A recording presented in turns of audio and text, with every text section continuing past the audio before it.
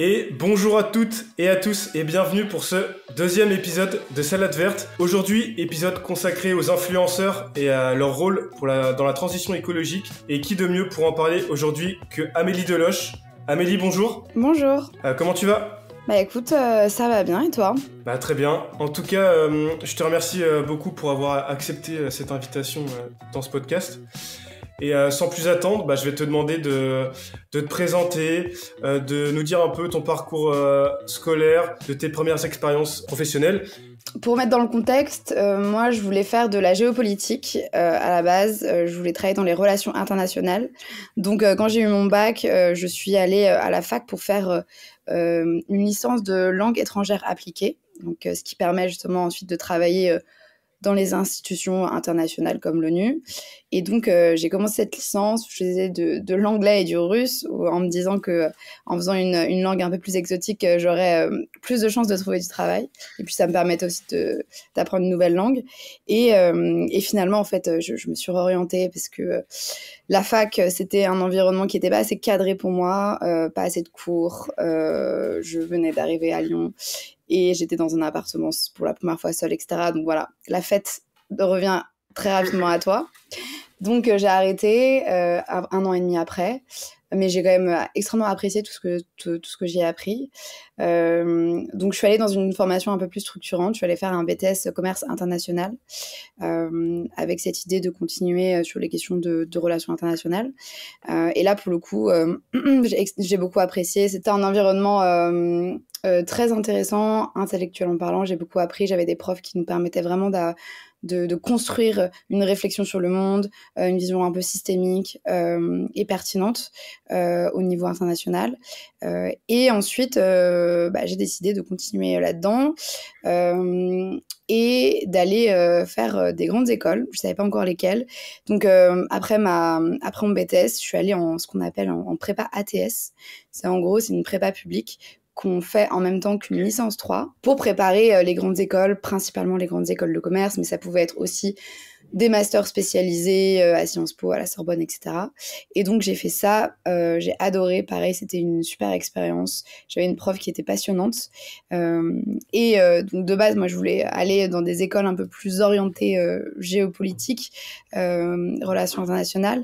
Et finalement, en fait, je me suis fait embarquer par les personnes de ma classe pour faire les concours d'école de commerce. Et donc, j'ai fait les concours d'école de commerce, notamment pour une école qui est Grenoble École de Management, dans laquelle je suis allée ensuite, mais qui avait aussi une spécialité géopolitique, avec la possibilité de faire des masters spécialisés là-dedans. Et donc voilà, je me suis retrouvée en école de commerce en 2017, alors que le commerce ne m'intéressait absolument pas. Donc c'était assez cocasse. Et ce qui est le plus cocasse, c'est que en 2017, c'est aussi l'année où j'ai vraiment eu un réveil écologique assez important. Peut-être qu'on en parlera juste après. Ouais. Quoi l'événement qui t'a marqué et qui t'a influencé ? C'est la lecture de Comment tout peut s'effondrer de Pablo Servigne. Pablo Servigne qui est, je dirais, un penseur de la collapsologie, donc les théories de l'effondrement de notre société actuelle à cause notamment des crises écologiques. Et en fait, ça m'a vraiment permis de me rendre compte et de comprendre que la question écologique et climatique, ça allait vraiment avoir un impact à court et moyen terme dans ma vie et que je devais absolument intégrer cette donnée-là dans mes choix concrètement, que je ne pouvais pas ignorer les questions climatiques dans mes choix de vie. Et donc, j'ai continué à me renseigner. Donc, j'ai lu ce livre vraiment au tout début de l'année, en septembre. J'entrais en école de commerce et j'ai continué à me renseigner. Et là, en fait, un nouveau monde s'est ouvert à moi. Il y avait des penseurs comme Jean-Marc Jancovici qui commençaient un peu à émerger à l'époque, des chaînes comme Thinkerview aussi qui interviewaient pas mal de personnes en lien avec l'écologie. Et donc voilà, j'ai continué un peu à me faire une culture de la transition, des enjeux vraiment précis sur les questions écologiques, parce que je savais qu'il y avait bien sûr un changement climatique, mais je pense que j'avais, avant d'avoir ce réveil écologique là, je pense que je comprenais pas la gravité de ce qui était en train de se passer. Et donc j'ai continué à m'enseigner. En parallèle, j'ai eu mon master 1, je suis arrivée à Paris pour faire une année de césure, donc une année entre master 1 et master 2 dans lequel on fait des stages. J'ai commencé un premier stage dans ce qui m'intéressait de base, donc la géopolitique ou les relations internationales. Donc je suis allée à France Média Monde, c'est les médias français à l'international. Et c'est en commençant le stage en fait que vraiment j'ai commencé à me dire que j'avais envie d'être engagée sur les questions d'écologie. J'ai rejoint le collectif Pour un réveil écologique en septembre 2018, donc 1 an après mon réveil. Et c'est là où je me suis dit non mais en fait je peux pas juste être engagée de manière bénévole à côté de mon travail. Il faut que ce soit aussi un engagement dans ma vie professionnelle. Et donc, quand j'ai dû choisir mon deuxième stage de césure, j'ai commencé à m'orienter vers des stages en lien avec la transition. Et je suis arrivée à l'Agence française de développement, l'AFD, qui est une institution publique qui est en gros la banque de développement française, qui finance des projets particulièrement en Amérique latine, en Asie, en Afrique, des projets d'aide au développement.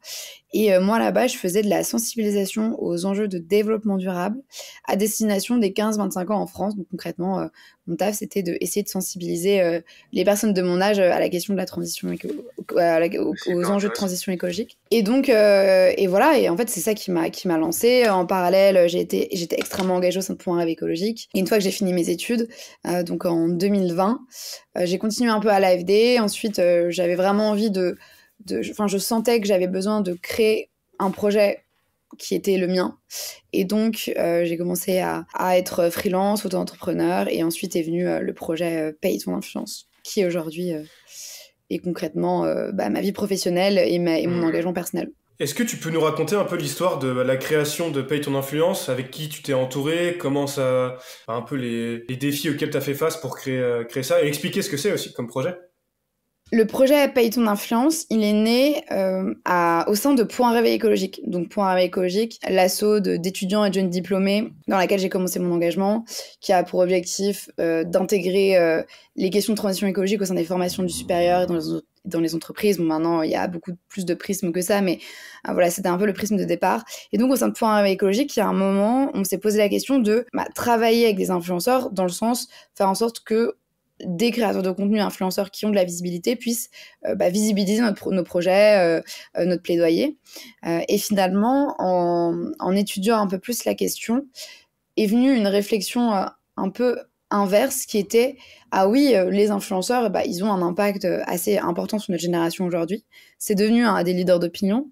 Et en fait, la plupart et notamment ceux qui ont le plus de visibilité, sont porteurs d'imaginaires assez déconnectés des réalités écologiques, et notamment des imaginaires qui restent les imaginaires de la publicité classique, donc la surconsommation, le fait de lier consommation et bonheur, le fait d'avoir des modes de vie extrêmement impactants, par exemple.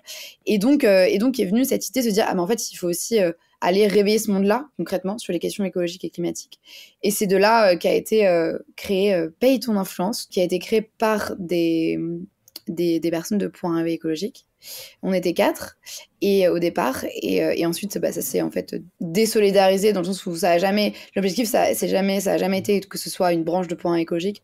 Mais voilà, donc on a créé Paye ton influence, donc avec cet objectif d'être un peu un lanceur d'alerte sur la question de l'impact écologique des influenceurs, leur responsabilité écologique dans le fait de promouvoir des modes de vie et de consommation déconnectés des réalités écologiques à une audience jeune, influençable, et surtout une audience qui est la première génération à devoir vivre durablement avec les effets du réchauffement climatique. Et du coup, l'idée, c'était vraiment de se dire comment on peut faire évoluer le secteur, comment on peut faire en sorte que les pratiques du secteur changent, les pratiques des influenceurs et de manière générale de l'ensemble des acteurs de l'influence marketing. Et donc, ce collectif a été créé. Et moi, très rapidement, j'ai voulu aussi en faire ma vie professionnelle et me dire j'ai envie de dépasser aussi juste ce côté lanceur d'alerte pour aller être actrice du changement dans ce secteur-là. Du coup, vous êtes présent sur Instagram, LinkedIn. Vous faites également des formations auprès des influenceurs, c'est ça? Alors, avec Paye ton influence, on a une page Instagram qui est un peu notre page vitrine, qui nous permet de faire pas mal de sensibilisation. Donc, on fait pas mal de posts qui mettent en avant les liens entre influence et écologie. On met aussi, on fait un peu des interpellations de certaines pratiques qui nous semblent déconnectées des réalités. Donc, très récemment, par exemple, on a mis en avant le fait que une entreprise comme Total commence à faire des partenariats avec des influenceurs. Et donc, on essaye de mettre des exemples, on essaye d'expliquer c'est quoi les enjeux, etc. Donc, un peu une portée analytique. Ce compte, il nous sert aussi à un peu mettre en avant les mauvaises pratiques de l'influence marketing, donc faire en sorte de faire réagir les créateurs de contenu, faire réagir nos abonnés aussi pour qu'ils comprennent concrètement que certaines pratiques aujourd'hui devraient cesser, notamment la valorisation, comme je disais, de modes de vie et de consommation à rebours des enjeux climatiques, ou la valorisation d'entreprises qui sont des entreprises qui ont eu des impacts écologiques extrêmement importants, comme Total, ou comme des entreprises, des lobbies, par exemple de l'agrochimie aussi, qui font du marketing d'influence maintenant. Et ensuite, donc ça c'est vraiment la page où on est le plus actif. On a un LinkedIn, mais dans lequel on est un peu moins actif. Et en dehors d'Instagram, on fait pas mal de plaidoyer. Donc on travaille avec les pouvoirs publics. On a travaillé avec le ministère de l'économie sur la loi influence qui a été votée il y a 1 an et demi. On est aussi très en lien avec l'ADEME, avec la DGCCRF, qui est la Direction générale de la consommation, de la répression des fraudes, qui justement est l'institution qui contrôle en fait ce que font les créateurs de contenu et qui peut émettre des sanctions. Et ensuite, on a aussi des liens avec le secteur de l'influence marketing au global. Donc, on discute pas mal avec des entités comme l'UMIC, qui est un peu un nouveau syndicat de l'influence et qui regroupe des agences. On est en lien avec des créateurs de contenu. On a aussi, fait des formations à destination des créateurs, notamment en partenariat avec YouTube, sur les questions d'écologie. Donc, on fait pas mal de choses différentes. Et l'idée, c'est vraiment de se dire comment on peut porter notre plaidoyer, comment on peut faire en sorte que le sujet de l'impact écologique de l'influence marketing soit discuté et soit quelque chose qui intègre la réflexion globale des acteurs de l'influence, que ce soit les influenceurs ou les agences d'influenceurs. Comment t'es venue l'idée de te spécialiser dans les influenceurs? Est-ce que toi, à la base, t'es une grande consommatrice des contenus des youtubeurs, d'Instagrammeurs, d'Instagrammeuses, je sais pas? Oui, à la base, je suis quelqu'un qui a toujours beaucoup consommé de contenu d'influenceurs depuis assez longtemps. Enfin, j'ai vraiment vu les débuts, notamment sur YouTube, de créateurs comme Angel Phoenix, comme Cyprien. Et ouais, donc, du coup, j'ai toujours été du plus loin que je m'en souvienne. Je pense que ça va faire maintenant plus de 15 ans que je suis des influenceurs, ou en tout cas que je consomme du contenu de créateurs, particulièrement sur YouTube, comme je disais. Et donc, c'est un monde qui m'a toujours assez fascinée, sans jamais finalement me dire que c'était une vocation professionnelle. Mais voilà, ça m'a toujours un peu fascinée. Et donc, quand j'ai commencé à avoir mon réveil écologique, j'ai toujours, voilà, je continue aujourd'hui à consommer beaucoup de contenu de créateurs. En fait, j'ai commencé vraiment à comprendre à quel point ces personnalités-là commençaient à avoir un impact démentiel sur la société, et notamment auprès des jeunes de ma génération, particulièrement les 15-35 ans, et que ces personnalités, des influenceurs qui devenaient des leaders d'opinion, ils pouvaient, voilà, comme je disais, être des vecteurs de la transition écologique, mais qu'aujourd'hui, ils ne l'étaient vraiment pas du tout. Et donc vraiment, c'est en moi-même, étant consommatrice de ces contenus-là, que j'ai compris à quel point il y avait on va dire, une opportunité assez importante sur la question des influenceurs pour démocratiser les questions d'écologie, notamment auprès des jeunes générations. Ce que je te propose, c'est de passer directement à la deuxième partie, donc au plat. On va parler des influenceurs, de leur rôle qu'ils peuvent avoir. On va revenir un peu sur tout ce que tu as dit. Est-ce que déjà, en première question, tu peux définir ce que c'est un influenceur du point de vue juridique? Il y a une loi qui vient d'être passée, je crois, il y a un an de ça, je crois. Déjà, qu'est-ce que c'est un influenceur du point de vue juridique? Un influenceur du point de vue juridique, alors je pourrais pas redire exactement la définition précise de ce qui est écrit dans la loi, mais c'est une personnalité qui monétise sa visibilité en ligne à travers le placement de produits ou la collaboration commerciale avec des entités, que ce soit des marques ou des organisations. Voilà, c'est un peu la définition globale. Ce qui est particulier avec l'influence marketing, comme on l'a fait aujourd'hui, c'est que c'est vraiment associé au fait d'avoir une activité en ligne, donc sur Internet particulièrement, et le fait que cette activité en ligne soit monétisée à travers les collaborations. Ouais, donc c'est un peu la définition classique. Est-ce que tu peux aussi nous redire quelles sont les règles auxquelles ils doivent obéir? Je crois qu'ils n'ont pas le droit de faire la pub pour l'alcool, par exemple, ou même pour faire des pubs sur les paris sportifs. Je crois que c'est quand même encadré, je crois, non? Alors, ce qu'il faut comprendre, c'est que l'influence marketing, c'est de la publicité. Les influenceurs et l'ensemble des acteurs de l'influence marketing, ils sont censés respecter les règles existantes pour la publicité classique. ce qui n'était absolument pas respecté concrètement avant la loi. Il y avait un peu une certaine forme d'impunité de la part des acteurs de l'influence marketing. Pourquoi ? Parce que les pouvoirs publics n'avaient pas les moyens d'aller contrôler tout ce qui se faisait sur les réseaux sociaux. Il y a aussi énormément de contenus qui sont postés chaque jour, donc c'est complexe d'aller même voir qu'il y a des contenus qui ne respectent pas la loi et après émettre des sanctions. Il y a aussi des contenus éphémères, comme des stories, comme des lives, etc. Ce qui fait que c'est extrêmement complexe d'aller voir ce qui s'y fait. Et donc, c'était vraiment le Far West. Tout le monde faisait un peu tout et n'importe quoi, sans être inquiété, concrètement.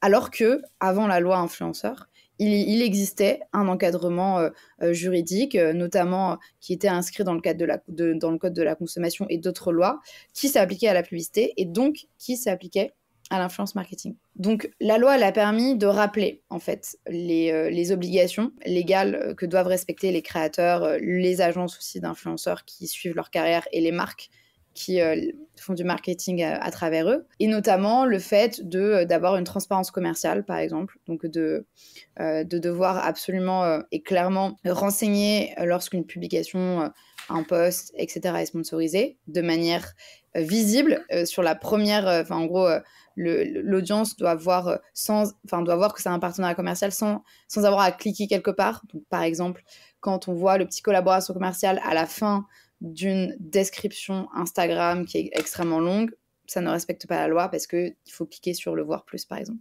Donc, il y a cette question de la transparence commerciale. Ensuite, il y a un certain nombre d'interdictions en lien avec des secteurs économiques. Donc, par exemple, interdiction de promouvoir les crypto-monnaies. Il y a une restriction sur les paris sportifs assez exigeante. L'influenceur ne peut pas avoir... en gros, doit bloquer les publications pour ses followers qui ont moins de 16 ans, etc. Enfin bref, pas mal de restrictions sur les paris sportifs. Interdiction de promouvoir la chirurgie esthétique. Bien sûr, après, toutes les interdictions qui sont liées à la publicité et à tout ça. Donc, interdiction aussi, par exemple, de promouvoir la cigarette électronique. Par contre, sur la loi E20, donc la loi qui encadre l'alcool, en fait, il y a un peu une certaine forme de flou qui bénéficie particulièrement aux marques d'alcool qui voient aujourd'hui en l'influence marketing une possibilité de contourner concrètement la loi E20. En fait, dans la loi E20, il est marqué que les marques d'alcool ne peuvent pas faire de publicité avec des célébrités. Mais les influenceurs, aujourd'hui, ne sont pas encore considérés comme des célébrités, alors qu'ils ont une aura et une influence des fois beaucoup plus importante que des célébrités en ligne, concrètement. Et donc, ce flou juridique fait que les influenceurs, ils ont le droit de promouvoir l'alcool. Par contre, c'est extrêmement restreint. La loi E20, elle est extrêmement stricte. Donc, typiquement, un influenceur ne peut jamais lier l'alcool à un moment de fête, à quelque chose de valorisant, à quelque chose qui participe, par exemple, au développement personnel, etc. Enfin bref, c'est extrêmement encadré. Aujourd'hui, c'est pas du tout respecté par les marques d'alcool, concrètement.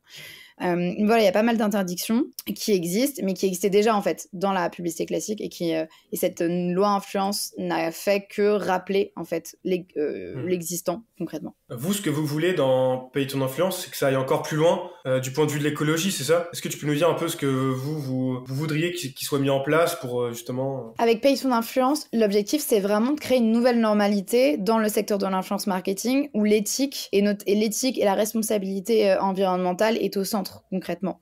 En fait, on aimerait vraiment que les influenceurs cessent d'être des vecteurs de la surconsommation pour potentiellement devenir des vecteurs de la transition écologique et que du coup, ils puissent finalement servir la cause écologique. Dans le dernier rapport du GIEC, concrètement, les scientifiques disent que les influenceurs et les leaders d'opinion peuvent être des personnalités qui peuvent inciter les populations à adopter des modes de vie plus sobres. Donc on voit que le pouvoir des influenceurs, il est aujourd'hui aussi compris par les scientifiques. Et donc, c'est vraiment ce qu'on veut faire avec Paye son influence, se dire comment on fait en sorte que ces créateurs de contenu qui sont jeunes, qui parlent à des audiences jeunes, comment on peut faire en sorte qu'ils puissent s'extraire des imaginaires dominants, des imaginaires extrêmement impactants, parce qu'on sait aujourd'hui que la publicité qui est du marketing d'influence est liée à la surconsommation, qui est liée à des impacts écologiques et sociaux absolument désastreux. Et donc, comment faire en sorte que ces influenceurs sortent de ces modèles dominants, de ces normes sociales dominantes pour en porter d'autres, et notamment des imaginaires qui vont être qui vont s'inscrire dans la transition écologique, donc une consommation plus raisonnée, potentiellement le fait de consommer des marques un peu plus éthiques, par exemple, de moins consommer aussi. Et puis, il y a un enjeu aussi avec les créateurs, qu'ils puissent aussi finalement s'extraire de juste les appels à la consommation pour potentiellement valoriser d'autres types d'entités. Aujourd'hui, typiquement, il y a de plus en plus de collectivités territoriales, par exemple, qui font du marketing d'influence. Il y a des musées, etc. Donc, en fait, il y a plein d'alternatives qui existent et qui peuvent aussi faire en sorte que les influenceurs s'extraient de cet appel à la consommation. On sait aujourd'hui que ces appels à la consommation-là, concrètement, ils entretiennent la dissonance cognitive des jeunes générations. Donc, concrètement, aujourd'hui, on sait que les générations les plus jeunes, notamment, on va dire les 15-25 ans, c'est des générations qui sont conscientes des enjeux écologiques, alors qui n'ont pas été formées forcément dans leurs études, mais je veux dire, il y a une certaine forme de prise de conscience sur ces questions-là. Mais en fait, parce qu'elles sont appelées à consommer de manière constante à travers les réseaux sociaux, à travers la publicité sur Internet, à travers la publicité qu'on voit dans la rue, etc., en fait, ça crée une certaine forme de dissonance cognitive où en fait, l'appel à l'achat est beaucoup trop fort par rapport à la conscience écologique. Et donc aujourd'hui, on a vraiment besoin de cesser ces appels à la consommation, de cesser ces normes sociales ou des pratiques et de vie extrêmement impactantes, comme le fait de prendre l'avion toutes les 2 semaines pour aller à l'autre bout du monde ou autres, puissent ne plus être vues comme normalisées et qu'elles soient vues un peu plus comme indésirables pour recréer de la désirabilité dans des modes de vie et de consommation qui s'intègrent un peu plus dans le contexte écologique actuel. Est-ce que tu as des exemples, on va dire, aberrants de marketing? Moi, j'ai des idées en tête. J'ai Thibaut InShape qui fait de la pub pour l'avion vert. Julien Tanti qui habille toute sa famille en Chine. Est-ce que tu as d'autres exemples comme ça un peu aberrants? Oui, il y en a plein. Là, je me rappelle d'une vidéo du youtubeur Fast Good Cuisine qui avait sorti une vidéo qui était « Je livre un McDo en jet privé ». Vraiment, le titre de la vidéo, c'était ça. Alors, très rapidement, en fait, il y a Bon Pote qui l'a vu et qui il allait mettre des commentaires. Enfin, la vidéo, elle est restée genre 10 minutes en ligne. Je pense qu'il a compris que là, il était allé vraiment beaucoup trop loin. Mais en fait, finalement, il y a énormément de contenu comme ça. Il y a alors bien sûr des influenceurs qui vont valoriser Shein, etc. Mais aussi, de manière générale, des créateurs influenceurs qui vont faire des hauls de vêtements, donc en fait montrer tous leurs achats de vêtements, montrer tous leurs achats, je sais pas, pour leur cuisine, etc. Enfin vraiment, voilà, montrer de la consommation au quotidien. Il y a des influenceurs qui font des vidéos comme TikTok m'a fait acheter, par exemple, où en fait ils se positionnent eux-mêmes comme des personnes influencées par ce qu'ils ont vu sur TikTok, et c'est souvent de la consommation irraisonnée de produits gadgets dont on n'a pas besoin. Enfin, il y a vraiment plein de concepts comme ça. Après, on pourrait aller jusqu'à, j'ai envie de dire, jusqu'au GP Explorer de Squeezie, où là, les imaginaires de transition, ils sont inexistants. Et on a de la valorisation de sports automobiles qui ont des impacts écologiques énormes et qui sont liés à des valeurs qui ne sont pas forcément celles qui nous permettront d'arriver à une certaine forme de transition écologique.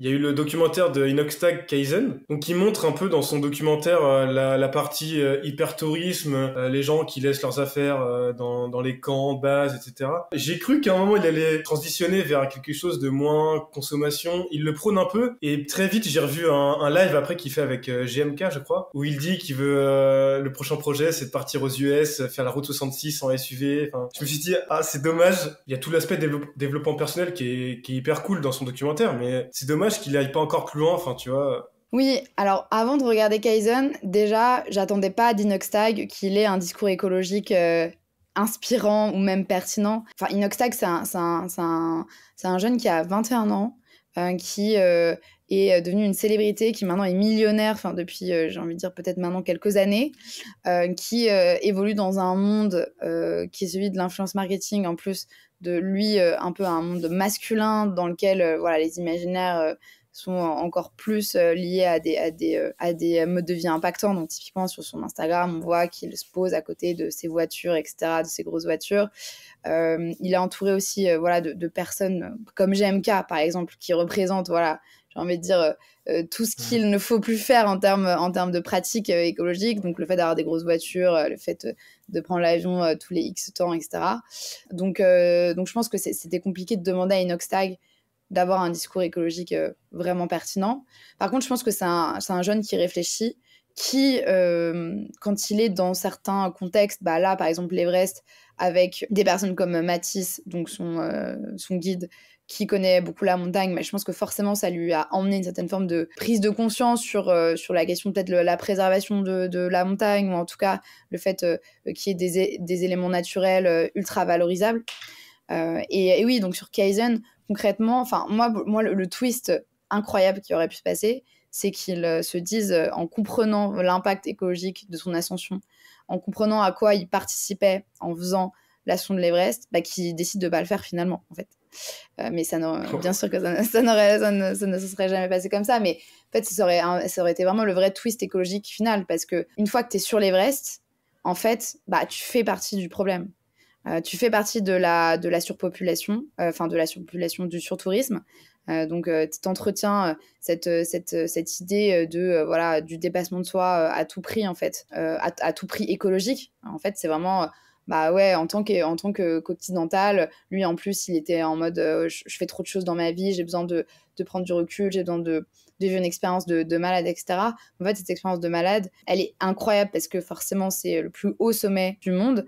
Mais en fait, c'est une expérience qui se vit aux dépens des questions écologiques, mais même aux dépens, j'ai envie de dire, des populations locales, des Sherpas qu'on voit qui sont dans une certaine forme d'exploitation aussi.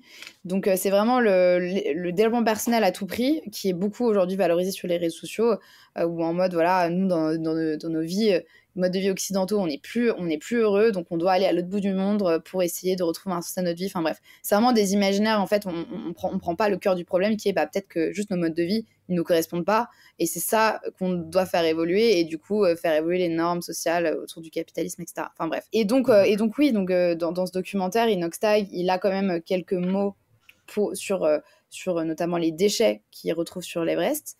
Donc, il fait le constat à un moment que y a une donc il y a des personnes qui viennent de partir et qui ont laissé, je crois, au camp 3, leur tente, etc. Mais il s'extrait du problème. Il dit, ah bah oui, il y a des gens qui laissent leurs déchets, mais lui, en fait, il s'intègre pas dans cette problématique-là, en fait. Il a une vision un peu individualiste, en mode c'est un problème individuel de chacun.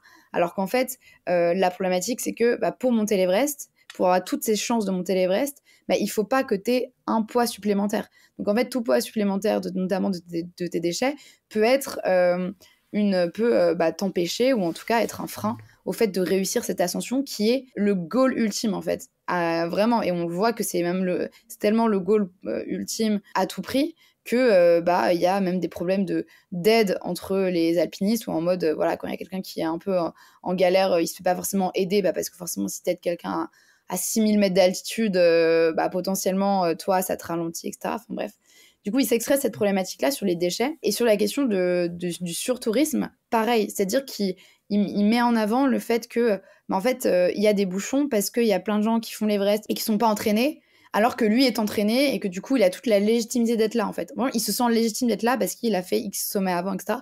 Alors qu'en fait, il n'est pas plus légitime d'être là que les autres personnes qui ont payé 50 000 € les Sherpas pour les aider à monter, concrètement. Donc en fait, c'est marrant parce qu'il s'extrait totalement de la problématique. Il dit jamais qu'il fait vraiment partie du problème, ou en tout cas, il émet une réflexion qui est une réflexion intéressante, mais en fait, il la continue pas concrètement. Mais parce que la base et l'objectif du documentaire, c'est absolument pas d'alerter sur le fait que l'Everest est impacté par le changement climatique, qu'il y a du surtourisme ou qu'il y a des déchets. L'objectif du documentaire, c'est lui, son développement personnel, concrètement. Donc voilà, enfin, en tout cas, moi, je m'attendais absolument pas à ce que l'écologie, ce soit quelque chose qui intègre les questions. Mais par contre, c'est clair que je pouvais m'attendre à se dire, ah bah oui, du coup, est-ce que Inoxtag, il va pas faire évoluer la manière, c'est sa création de contenu, concrètement, parce qu'il parle aussi du fait, voilà, de faire des choses en dehors des réseaux sociaux, d'essayer de trouver un sens à sa vie en dehors de ça, et d'arrêter un peu d'être dans une fuite en avant qui rend pas forcément heureux.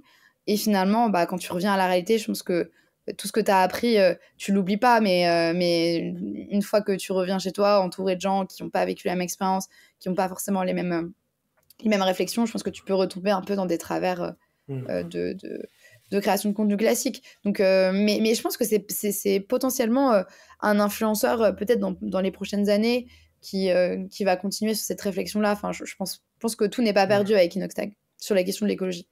Ouais, c'est sûr, c'est vrai qu'il est encore super jeune et j'ai l'impression de déceler un potentiel changement à long terme, mais j'aimerais aussi qu'on parle peut-être de ceux qui ont entamé une sorte de transition. Je pense à McFly et Carlito qui ont fait une vidéo avec Jean Covici, qui ont fait un podcast aussi avec Jean Covici. T'as aussi Hugo Décrypte qui commence aussi à pas mal parler d'écologie dans ses publications. Est-ce que t'as d'autres exemples d'influenceurs qui ont fait une sorte de transition ou qui ont un impact positif selon toi?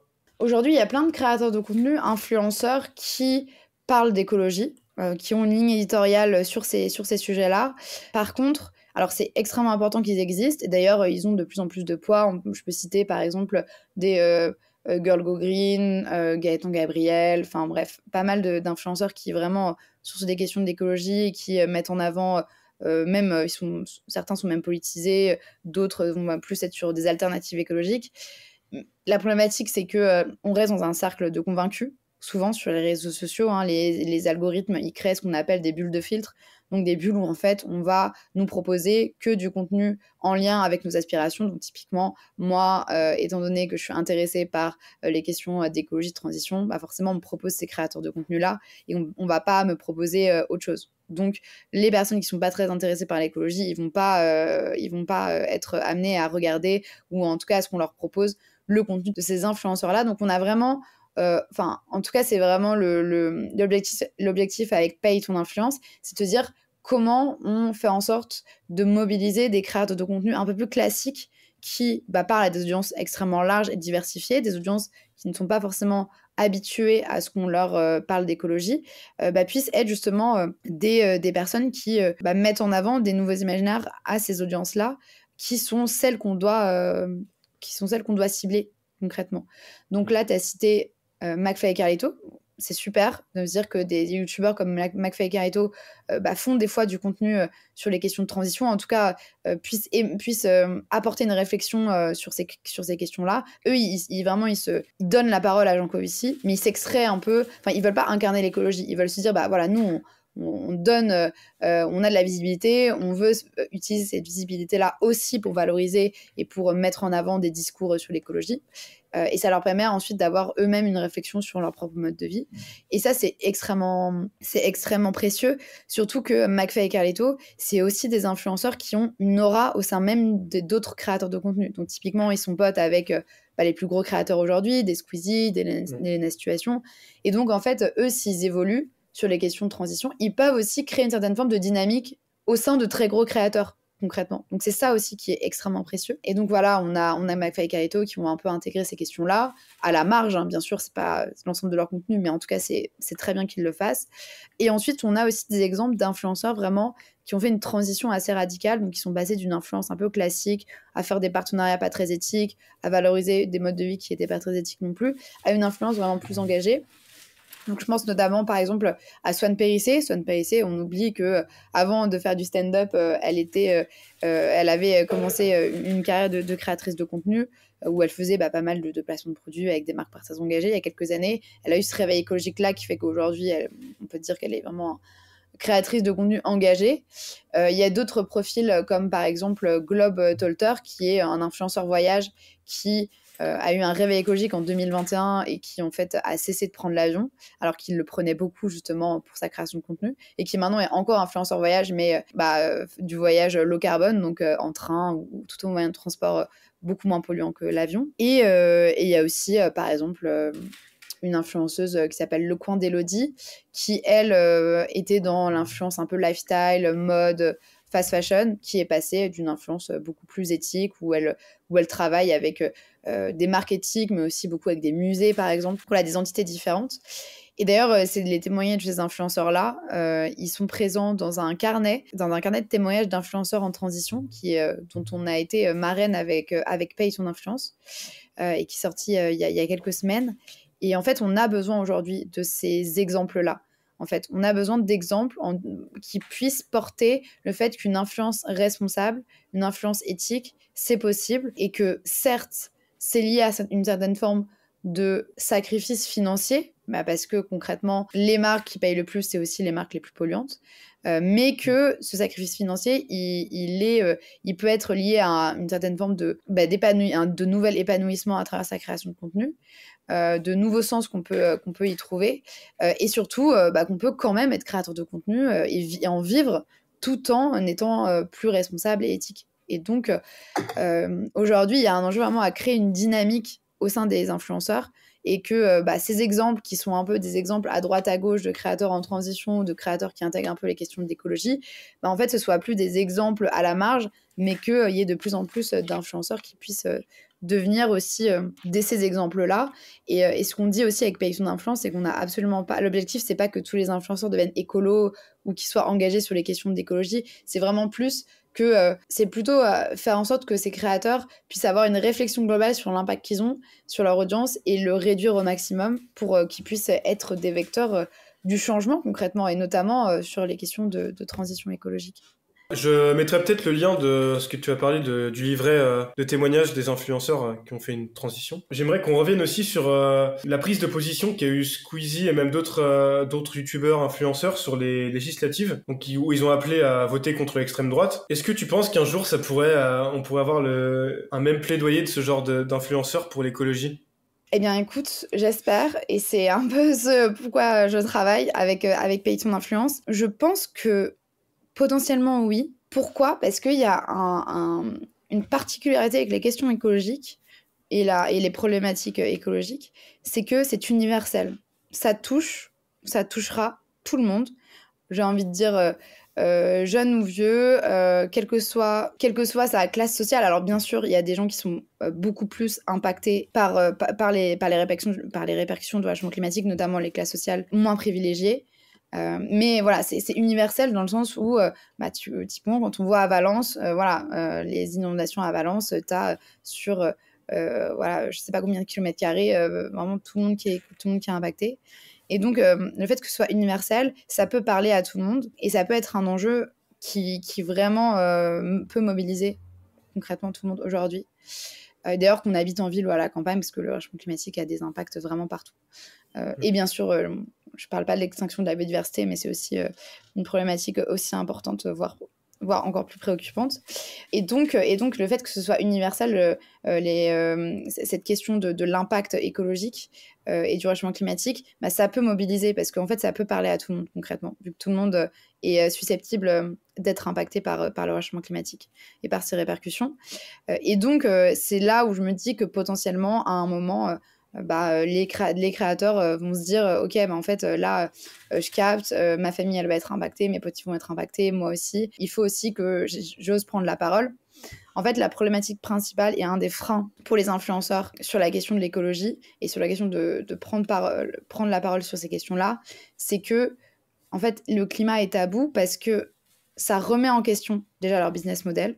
En fait, un influenceur, il l'appelle à la conso, à la consommation de manière générale, la plupart appellent à une forme de consommation. Donc, appeler à la consommation, c'est intrinsèquement incompatible avec l'urgence écologique, concrètement, qui voudrait qu'on s'extrait de cette consommation-là. Ça remet en question aussi, de manière générale, leur mode de vie pour des influenceurs qui, notamment, ont réussi à gagner pas mal d'argent. Ils ont des modes de vie forcément impactants, ils prennent tous l'avion, ils ont des consommations beaucoup moins éthiques. Et puis surtout, il y a cette question de l'exemplarité.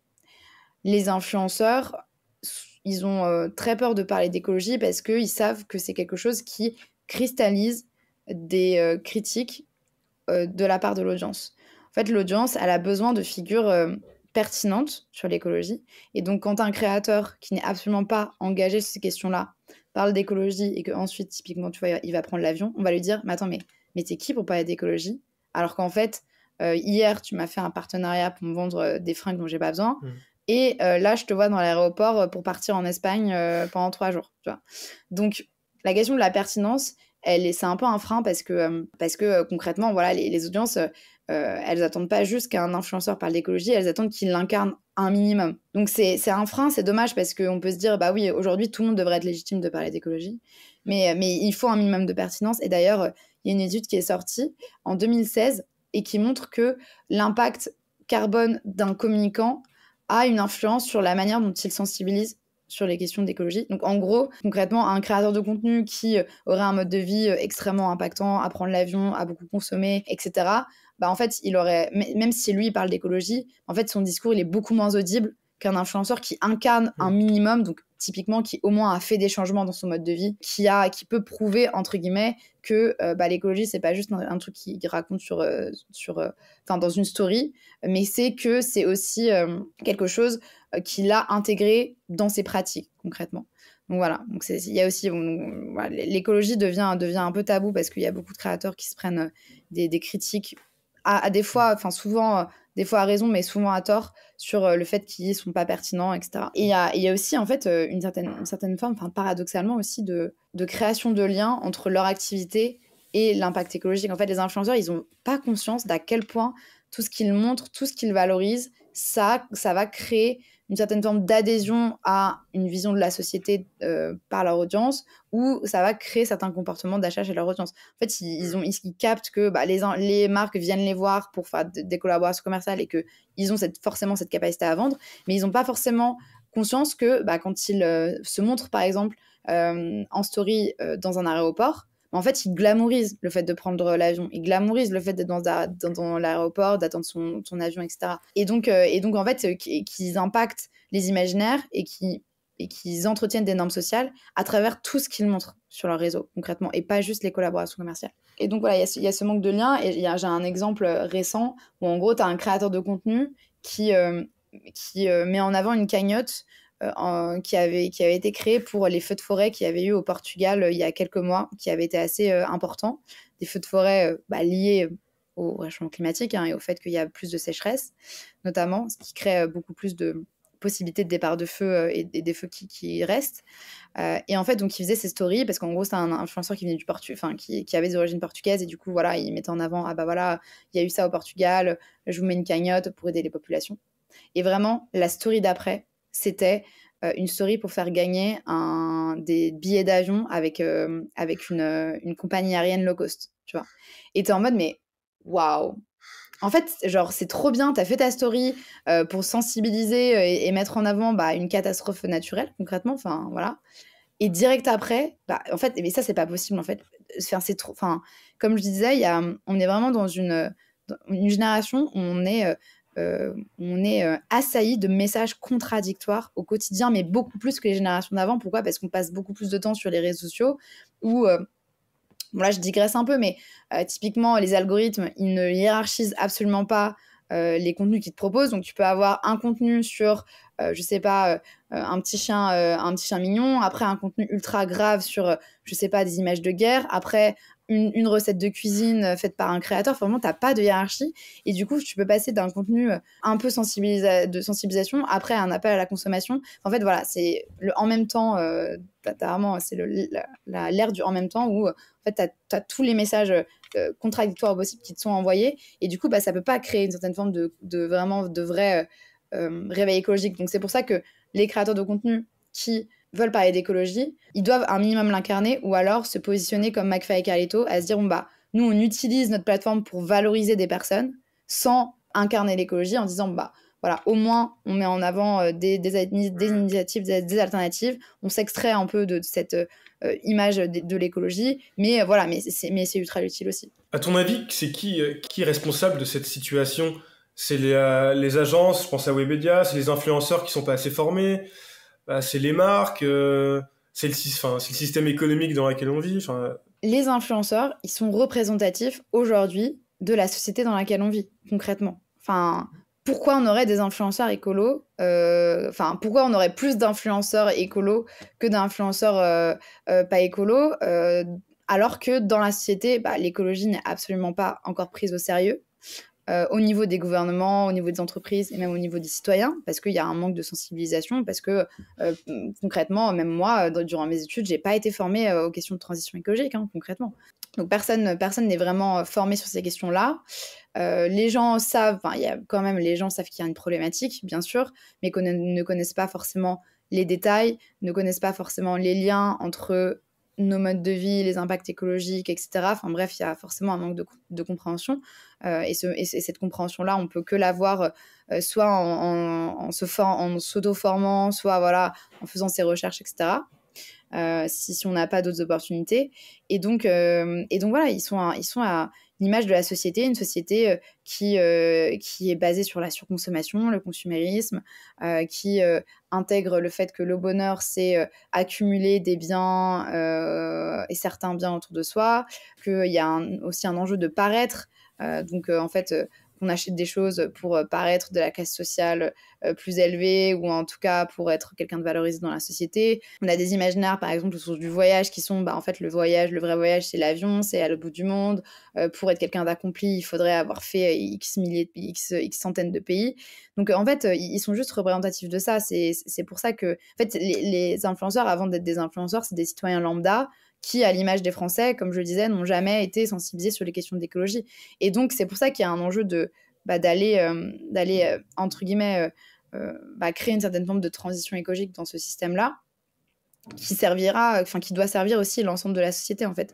L'idée, c'est pas juste de se dire les influenceurs, ils doivent être plus écolos, c'est pas si les créateurs de contenu qui sont aujourd'hui suivis par des millions de personnes, qui ont cette capacité des leaders d'opinion extrêmement efficaces à être écoutés par des millions de personnes, ils ont des audiences que la télévision ne fera jamais, que la radio ne fera jamais, qu'ils créent en plus une relation qu'on appelle la relation parasociale avec leur audience, donc une relation de confiance.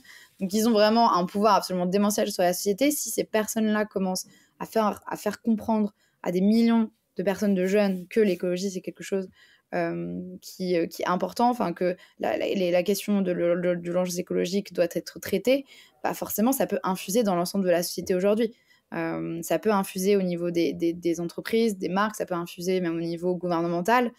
Et donc c'est un peu ça dans lequel on croit avec Pétion d'influence. Je pense que j'ai envie de dire, c'est la faute, entre guillemets, du système dans lequel on est, qui a créé des normes sociales et de la désirabilité autour de la consommation et de cette forme de paraître. Et donc aujourd'hui, il faut essayer de changer ça, et notamment passer par des leaders d'opinion qui sont aujourd'hui les leaders d'opinion rêvés que représentent les influenceurs.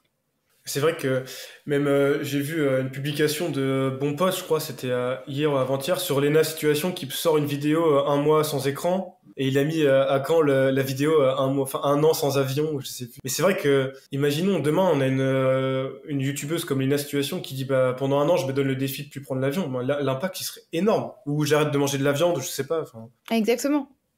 Clairement, c'est ce qu'on dit avec Pétion d'influence. Et si des youtubeurs comme Squeezie, Lena Situation, qui à eux deux représentent une audience de près de 40 millions de followers, alors bien sûr il y a des followers qui se recoupent, mais concrètement, si ces personnes-là commencé à intégrer de l'éthique écologique dans leur pratique, ou à oser prendre position là-dessus, mais forcément, ça aurait des impacts absolument incroyables, autant sur les audiences que sur les autres influenceurs, que sur les marques, que sur la société en général.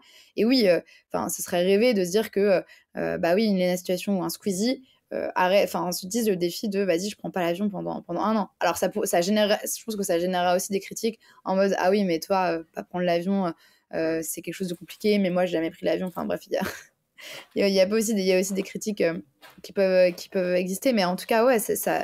Mais ça enverrait des récits mais tellement incroyables s'ils faisaient ça, ouais.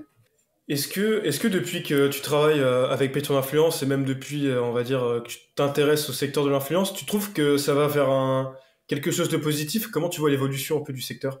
Depuis la création de Pétion d'influence en 2021, on a vu une certaine forme d'évolution quand même. Les questions d'impact écologique des influenceurs, elles sont aujourd'hui... j'ai envie de dire, traitées ou du moins comprises par notamment la plupart des agences d'influenceurs. Alors, elles n'ont pas forcément fait totalement évoluer leur pratique, mais ça devient un sujet. Ça devient un sujet aussi parce qu'il y a des nouvelles attentes de l'audience, notamment d'une part de l'audience qui veut justement voir en les influenceurs des personnalités qui s'engagent beaucoup plus, qui s'engagent notamment sur les questions de transition écologique. On a aussi une part de l'audience qui... est fatigué des appels à la consommation constant, concrètement, sur Pétion d'influence, par exemple. On reçoit... D'ailleurs, récemment, on a reçu quelques messages de personnes qui nous disaient voilà, moi, j'ai arrêté de suivre tel ou tel influenceur parce qu'en fait, je me retrouvais absolument plus dans ce qu'il ou elle faisait, notamment en termes d'appel à la consommation constant, le fait que le propos commercial prenne le dessus sur le propos personnel et la création de contenu un peu personnel. Et ça, en fait, c'est un phénomène qu'on voit de plus en plus. Donc, ces nouvelles attentes de l'audience, ça devient des enjeux réputationnels pour les créateurs de contenu. On a de plus en plus de créateurs qui, concrètement, se font un peu critiquer ou rappeler à l'ordre par leur audience si ils mettent en avant le fait qu'ils ont pris l'avion, par exemple, ou s'ils mettent en avant des marques qui sont jugées trop impactantes. Donc ça, voilà, il y a de plus en plus de critiques qui existent, et forcément ces critiques, elles sont prises en compte. Pourquoi ? Parce qu'un influenceur n'est riche que des personnes qui le ou la suivent concrètement. Donc les abonnés, enfin sans abonnés, sans engagement de ses abonnés, un influenceur, notamment qui a envie, c'est très compliqué. Donc il y a une certaine forme de prise de conscience sur ces questions-là, mais cette prise de conscience, elle vient de la part d'une partie particulière de l'influence marketing. Déjà particulièrement des influenceurs qui sont sur YouTube ou Instagram, beaucoup moins sur TikTok par exemple. TikTok, c'est vraiment un autre monde, j'ai envie de dire, dans l'influence marketing.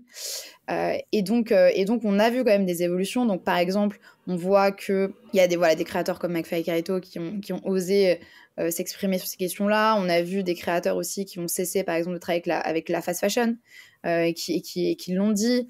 On sait aussi qu'il y a dans certaines agences, il y a des agences qui disent à leurs créateurs, écoutez, arrêtez de vous montrer, de mettre des stories dans les aéroports ou dans les avions pour éviter de valoriser le moyen de transport, par exemple. Alors, ça n'empêche pas qu'ils continuent à prendre l'avion, mais au moins, c'est une certaine forme de moyen pour éviter de normaliser ce moyen de transport. Enfin, voilà, il y a pas mal de choses qui se passent. Mais surtout, je pense qu'il y a une certaine forme de réveil du secteur sur l'impact qu'il pouvait avoir sur les audiences, que ce soit sur des questions d'imaginaire et de normes sociales à rebours des enjeux écologiques, mais de manière générale sur tous les sujets, concrètement, et notamment même les sujets, par exemple, politiques. Après, la problématique, c'est que c'est un secteur en croissance exponentielle, et donc dans cette croissance exponentielle, on a une croissance de l'influence éthique, mais on a aussi une croissance de l'influence pas éthique. On a des créateurs qui arrivent sur les réseaux, notamment à travers TikTok, où il y a une possibilité assez incroyable d'émerger rapidement, d'avoir beaucoup de followers, d'être vu très rapidement. Il y a notamment des profils extrêmement jeunes qui voient en l'influence une manière de se faire de l'argent rapidement, d'avoir plein d'opportunités assez de rêve, concrètement. Voilà, quand on propose, quand il y a une marque qui propose un voyage à l'autre bout du monde, tout frais payé, avec d'autres créateurs, avec des activités de malade, quand on est jeune, qu'on n'a jamais connu ça, bien sûr, on a envie de le faire concrètement. Donc voilà, donc j'ai envie de dire, c'est vraiment le monde du en même temps. Donc certes, il y a une certaine forme de transition éthique, mais qui se passe en même temps d'une transition qui est très peu éthique, avec d'autres problématiques qui émergent sur l'influence, et notamment le fait que il y a des entités comme Total aujourd'hui qui font tout pour se racheter une image à travers les créateurs de contenu, et qui vont utiliser l'ignorance de certains pour mettre en avant leur vision du monde, et surtout réécrire l'histoire sur leur impact. Bref, du coup oui, il y a une évolution, mais elle reste cantonnée à une partie du secteur, et surtout elle se fait dans un contexte de croissance exponentielle du secteur, et la croissance, elle est beaucoup plus... on va dire, dans la croissance du secteur, c'est les imaginaires de la surconsommation et un peu de la publicité classique qui gagnent aujourd'hui. Si tu veux bien, on va passer à la dernière partie du podcast, donc le dessert. Question un peu plus, on va dire, je sais pas si on peut dire ça, un peu plus personnelle, un peu plus légère. Première question. Alors, imaginons, Amélie Deloche, tu deviens ministre des influenceurs, on crée un nouveau ministère. Qu'est-ce que tu mettrais en place comme politique en premier lieu ? Je mettrais en place une formation obligatoire sur l'écologie pour tous les créateurs de contenu.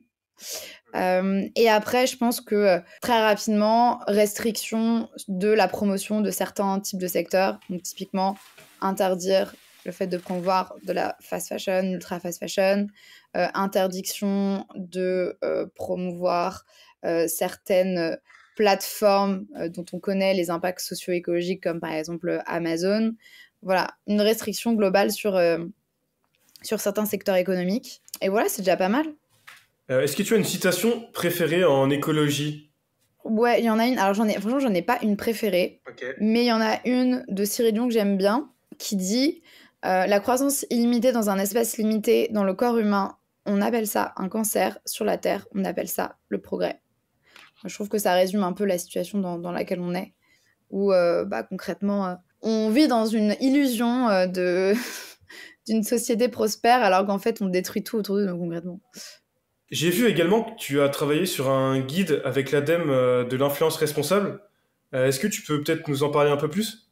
Oui, je suis en train d'écrire un guide de l'influence responsable, donc avec l'ADEME, l'Agence de la transition écologique. Et l'objectif, c'est vraiment que ce soit un guide clé en main à destination des acteurs de l'influence marketing et principalement des influenceurs pour intégrer l'éthique, notamment la responsabilité écologique dans ces pratiques quand on est un créateur de contenu, avec des points extrêmement opérationnels et concrets pour se poser les bonnes questions et évoluer vers une influence plus éthique.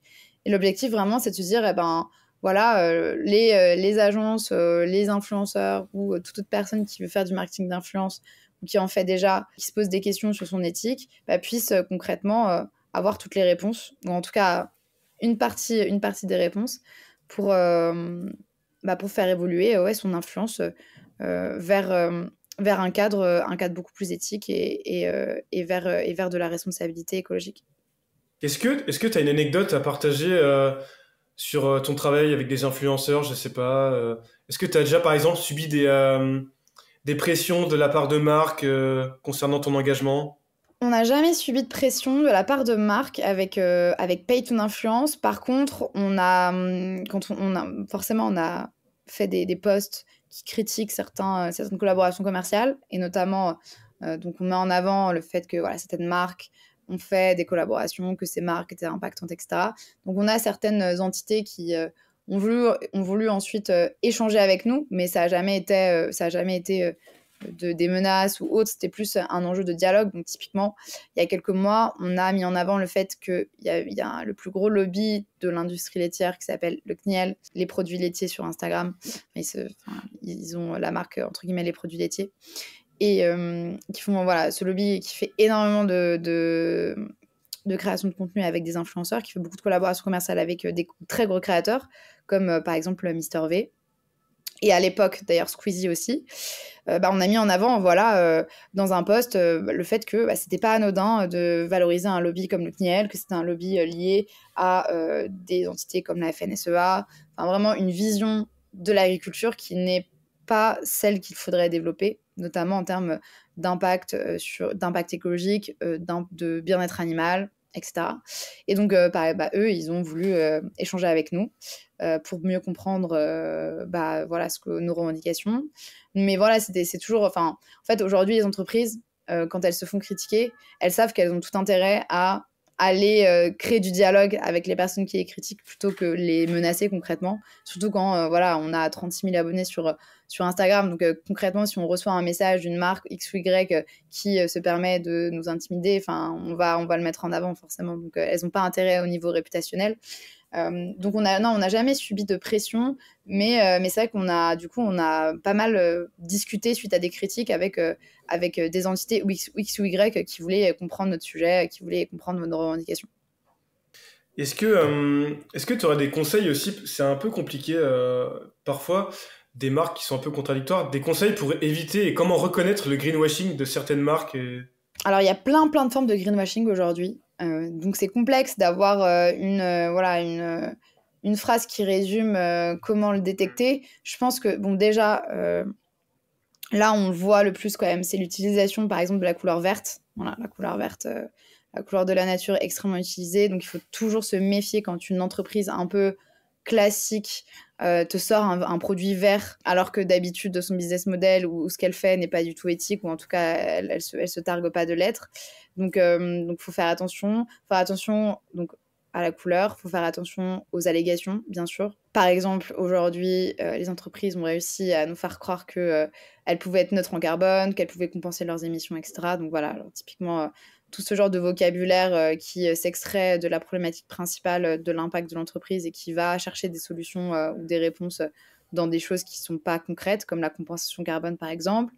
Et puis après, en fait, avant même de regarder la communication de l'entreprise, je pense qu'il y a vraiment un enjeu à regarder, en gros, c'est quoi le business model de cette entreprise-là? Est-ce que c'est un business model pertinent avec la transition écologique? Et concrètement, est-ce que l'entreprise, est-ce que ce qu'elle met en avant, ça lui permet vraiment de réduire son impact concret? Typiquement, il y a un greenwashing que j'aime bien mettre en avant, c'est la compagnie pétrolière Esso qui avait fait une campagne dans laquelle elle mettait en avant qu'elle arrêtait d'imprimer les tickets de caisse et que ça permettait du coup de réduire son impact environnemental, ce que ça sauvait X milliers d'arbres, etc.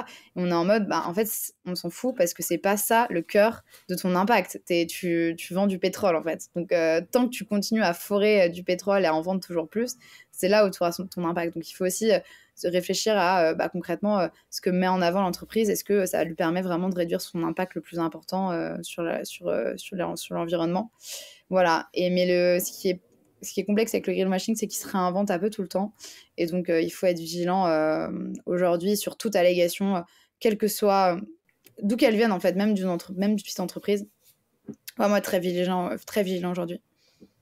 Est-ce que toi, au quotidien, tu as changé tes habitudes de consommation? Tu prends moins l'avion? Est-ce que tu manges moins de viande? Est-ce que tu fais attention aux vêtements que tu achètes, je sais pas, en friperie, en seconde main? Oui, j'ai beaucoup changé dans mon quotidien. Ça fait maintenant 4-5 ans que je mange plus de viande. Je veux dire, je suis végétarienne, mais des fois, je fais quelques écarts avec le poisson. Mais en tout cas, voilà, 5 ans que je mange plus de viande du tout. Pas pris l'avion depuis 2019, mais de manière générale, dans ma vie, j'ai très peu pris l'avion. Alors, je dis pas que je le reprendrai plus jamais, mais par contre, si un jour je le reprends, ce sera parce que j'ai envie, ce sera un voyage préparé, que j'aurais vraiment envie de faire, etc., qui sera complexe de ne pas faire d'une autre manière que l'avion. Donc voilà, donc l'idée c'est vraiment de me dire, de manière générale dans ma vie, je prends pas l'avion, mais si un jour j'ai envie de le prendre pour quelque chose de particulier, je m'empêche pas de le prendre concrètement. 95% de ma consommation de fringues, c'est de la seconde main. Voilà, donc c'est vraiment sur les trucs les plus concrets au quotidien. Voilà, j'ai pas mal évolué, j'ai l'impression quand même d'avoir un quotidien assez peu impactant. Après, j'habite à Paris, donc j'ai pas de voiture. Je prends que les transports en commun. Voilà quoi. Je mets pas le chauffage l'hiver, ou quasiment pas. Donc voilà, pas mal de choses que j'ai changées. C'est pas mal. Ouais, c'est pas mal. Autre question, est-ce que tu as des influenceurs que tu suis dont tu as envie de faire la promotion, dont tu trouves que leur engagement va dans le bon sens? Pardon. Oui, je dirais du coup Swan Périssé. Je pense que c'est vraiment la queen de l'influence responsable. Je dirais aussi Gaëtan Gabriel, qui fait un peu plus de sensibilisation, qui est un peu politisé aussi, le jeune engagé. Pareil, après, voilà, ça, c'est des influenceurs plutôt engagés, mais bref, c'est aussi important de les valoriser. Qu'est-ce que je dirais d'autre? Matteo Balès aussi, pareil, qui mêle un peu humour et écologie. Voilà, des influenceurs engagés à suivre qui chacun ont leur truc personnel à eux, ont leur identité personnelle, mais qui parlent tous d'écologie et qui essayent de faire évoluer les mentalités sur ces questions-là. En tout cas, je te remercie d'avoir accepté cette invitation, d'avoir répondu à toutes les questions. Et si jamais tu as des actus, des objectifs en 2025, donc tu es à la sortie du guide de l'ADEME, tu as aussi le petit livre qui vient de sortir sur les témoignages des influenceurs qui ont fait une transition. Est-ce que tu as d'autres choses qui sont en préparation dont tu peux en parler? Alors, ouais, non, la grosse actu, c'est vraiment le guide de l'influence responsable que je sors avec l'ADEME, donc dont la sortie sera programmée en janvier ou février 2025. Là, on est sur la finalisation. Là, c'est vraiment la grosse actu. Et ensuite, je pense qu'il y a des actus qui vont arriver avec Paye ton influence, parce que l'idée, c'est vraiment de développer le collectif en 2025, faire en sorte qu'on soit un peu plus dans le collectif, faire en sorte qu'on ait des impacts un peu plus importants. Voilà, mais pas de choses précises encore sur ces questions-là. Eh bien, parfait. En tout cas, je te remercie vraiment infiniment d'avoir accepté l'invitation. Je mets en lien, en commentaire, tes livres, ton guide. Enfin, ton guide, il n'est pas encore sorti, mais en tout cas, j'en ferai la pub. Et peut-être à une prochaine fois pour un nouvel épisode, qui sait. Et j'espère que tu as passé un bon moment. En tout cas, je trouvais ça très intéressant. Merci beaucoup à toi pour l'invitation.